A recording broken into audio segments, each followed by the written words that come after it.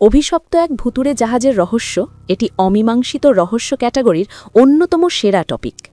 আচ্ছা, একবার ভাবুন তো, আপনি মাঝ সমুদ্রে একটা জাহাজ দেখতে পেলেন। দূর থেকে মনে হচ্ছে জাহাজটা ঠিকঠাকই চলছে। আপনি কাছে গেলেন, জাহাজে উঠলেন, দেখলেন ডাইনিং টেবিলে খাবার সাজানো, চায়ের কাপ থেকে তখনও ধোঁয়া বেরোচ্ছে, বাচ্চাদের খেলনাগুলো মেঝেতে পড়ে আছে।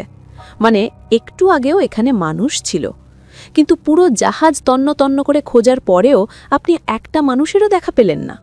না আছে কোনো রক্তের দাগ, না কোনো ধস্তাধস্তির চিহ্ন।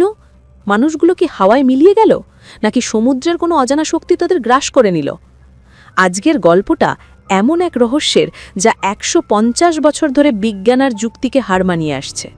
হ্যালো বন্ধুরা, কেমন আছেন সবাই? আজকের এই ভিডিওতে আমি আপনাদের এমন এক দুনিয়ায় নিয়ে যাব যেখানে যুক্তি শেষ হয়ে যায় এবং শুরু হয় রহস্য।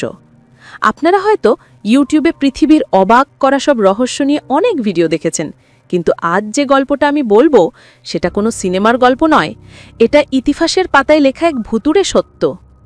আজ আমরা কথা বলবো মেরি সিলেস্ট জাহাজ নিয়ে, যাকে বলা হয় ইতিহাসের সবচেয়ে বড় ভুতুড়ে জাহাজ। গল্পটা শুরু হয় ১৮৭২ সালে। বেঞ্জামিন ব্রিগস নামের একজন অভিজ্ঞ ক্যাপ্টেন ছিলেন এই জাহাজের দায়িত্বে। তিনি ছিলেন অত্যন্ত ধার্মিক এবং সাহসী মানুষ। তার সাথে ছিলেন তার স্ত্রী সারা এবং তাদের মাত্র ২ বছর বয়সী ফুটফুটে মেয়ে সোফিয়া। এছাড়াও জাহাজে ছিলেন ৭ জন অত্যন্ত দক্ষ নাবিক। মানে সব মিলিয়ে জাহাজে মোট ১০ জন মানুষ ছিলেন। নভেম্বর মাসের ৭ তারিখ নিউ ইয়র্ক হারবার থেকে ইতালির জেনোয়ার উদ্দেশ্যে যাত্রা শুরু করে মেরি সিলেস্ট। জাহাজে বোঝাই ছিল ১৭০০ ব্যারেল অ্যালকোহল। আবহাওয়া ছিল চমৎকার, জাহাজও ছিল একদম নতুন এবং মজবুত। কিন্তু তারা জানতেন না এই যাত্রা আর কোনোদিন শেষ হবে না। প্রায় ১ মাস পর ওই একই পথ ধরে আসছিল আরেকটি জাহাজ, যার নাম দেই গ্রাসিয়া। এই জাহাজের ক্যাপ্টেন ছিলেন মেরি সিলেস্টের ক্যাপ্টেনের পুরনো বন্ধু। হঠাৎ তার নজরে পড়ল দূরে একটি জাহাজ আঁকাবাঁকাভাবে চলছে। দেখে মনে হচ্ছে কেউ যেন ওটা নিয়ন্ত্রণ হারিয়ে ফেলেছে। ক্যাপ্টেন টেলিস্কোপ দিয়ে ভালো করে দেখলেন, আরে এ তো মেরি সিলেস্ট, কিন্তু জাহাজের ডেকে তো কাউকে দেখা যাচ্ছে না, কোনো সাড়া নেই, কোনো শব্দ নেই। ক্যাপ্টেন চিন্তায় পড়ে গেলেন। তিনি তার কয়েকজন নাবিককে ছোট নৌকা করে মেরি সিলেস্টের দিকে পাঠালেন। নাবিকরা যখন মেরি সিলেস্টের ডেকে পা রাখলেন, তখন তারা যে দৃশ্য দেখলেন তা তাদের সারা জীবনের জন্য স্তব্ধ করে দিল। পুরো জাহাজ একদম নীরব, যেন মৃত্যুপুরী। কিন্তু অদ্ভুত ব্যাপার হলো, জাহাজটি ডোবার মতো কোনো অবস্থায় ছিল না। পাম্পে সামান্য কিছু পানি ছিল, যা পাম্প করে সহজেই বের করা সম্ভব। জাহাজের পালগুলো কিছুটা এলোমেলো ছিল, কিন্তু ছেঁড়া ছিল না। সবচেয়ে অবাক করা বিষয় হলো, নাবিকদের থাকার জায়গা বা কেবিনগুলো ছিল একদম পরিপাটি। এমন একটা পরিবেশ যেন মানুষগুলো এক্ষুনি ফিরে আসবে। কথিত আছে টেবিলের ওপর নাকি সকালের নাস্তা সাজানো ছিল, আধখাবার ডিম আর রুটি পড়েছিল। যদিও এর সত্যতা নিয়ে বিতর্ক আছে, তবে এটা নিশ্চিত যে জাহাজের লগবুক বা দিনলিপির শেষ এন্ট্রি ছিল ১০ দিন আগের। মানে গত ১০ দিন ধরে এই জাহাজটি মানুষ ছাড়াই একা একা মাঝ সমুদ্রে ভেসে বেড়াচ্ছে। এখন প্রশ্ন হলো, কি হয়েছিল সেই ১০ জন মানুষের সাথে? প্রথমেই আমাদের মাথায় আসে হয়তো জলদস্যুরা আক্রমণ করেছিল। কিন্তু বন্ধুরা, এই থিওরিটা টেকে না, কারণ জলদস্যুরা আক্রমণ করলে তারা জাহাজের দামি জিনিসপত্র লুট করে নিত। কিন্তু মেরি সিলেস্টে থাকা সেই ১৭০০ ব্যারেল অ্যালকোহল, নাবিকদের জামা কাপড়, এমনকি ক্যাপ্টেন ব্রিগসের দামি তলোয়ার, সবকিছুই একদম ঠিকঠাক ছিল, কিছুই চুরি যায়নি। তাহলে দস্যুরা কেন আসবে, আর কেনই বা মানুষগুলোকে মেরে ফেলবে কিন্তু মালামাল নেবে না? তাহলে কি জাহাজের নাবিকরা বিদ্রোহ করেছিল? অনেকে বলেন হয়তো ক্যাপ্টেনকে মেরে লাশ সমুদ্রে ফেলে দিয়েছে এবং নিজেরাও পালিয়ে গেছে। কিন্তু তদন্তে দেখা গেছে জাহাজে কোনো ধস্তাধস্তির চিহ্ন ছিল না, কোনো রক্তের দাগ ছিল না। আর তাছাড়া ক্যাপ্টেন ব্রিগস ছিলেন খুব ভালো মানুষ, নাবিকদের সাথে তার সম্পর্ক চমৎকার ছিল। তাহলে বিদ্রোহ কেন হবে? এরপর আসে সবচেয়ে ভয়ঙ্কর থিওরি, সি মনস্টার বা সমুদ্রের দানব।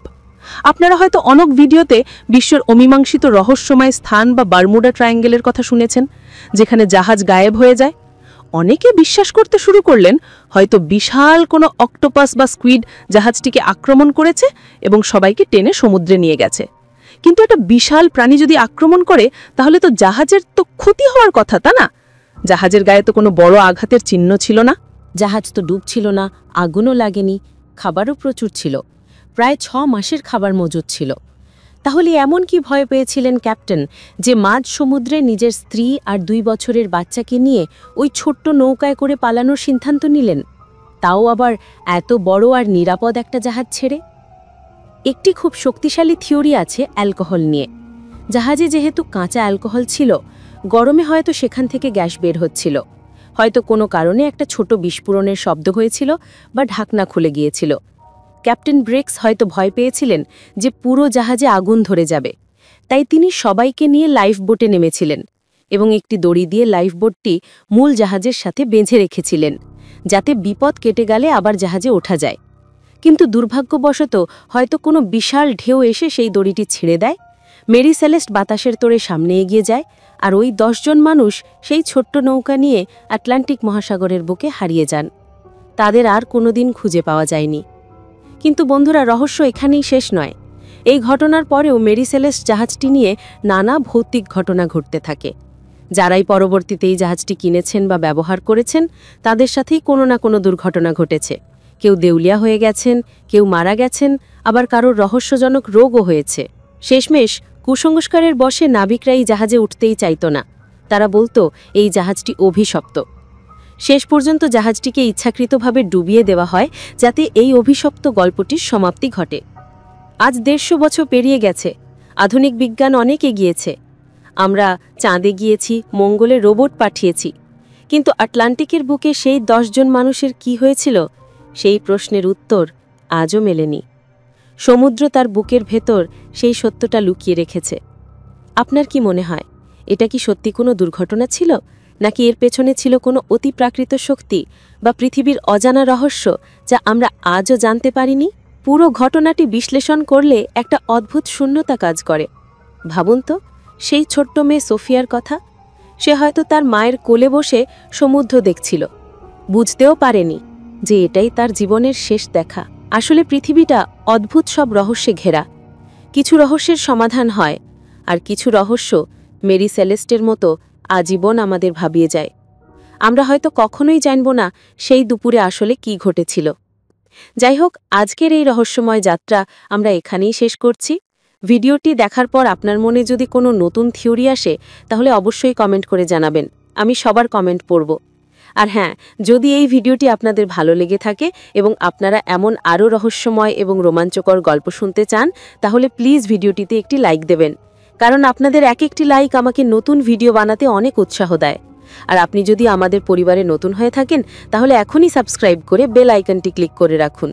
দেখা হবে খুব শীঘ্রই নতুন কোনো গল্প নিয়ে, নতুন কোনো রহস্যের সন্ধানে। ততক্ষণ পর্যন্ত সবাই ভালো থাকুন, সুস্থ থাকুন এবং রহস্যের সাথেই থাকুন। ধন্যবাদ।